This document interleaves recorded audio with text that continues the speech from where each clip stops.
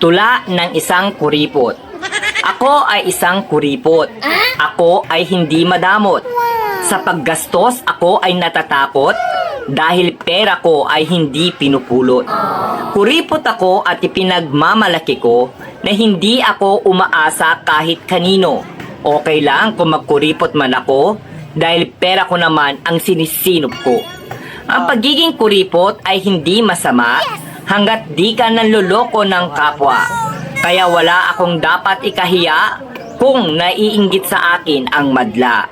Kuripot man ako sa inyong paningin, kinabukasan ko ang aking iisipin. Mga paninira ng iba ay di ko diringgin dahil ang makikinabang nito ay ako rin. Hindi kasalanan na maging kuripot ako, ang masama ay ang pagiging maluho. Huwag magpasikat kung hindi naman totoo, lalo nang kung sa utang nang galing ito. Ako ay kuripot magpakailanman, pera ko ay aking papahalagahan upang may magamit sa kinabukasan at hindi na ako kailangang mangutang.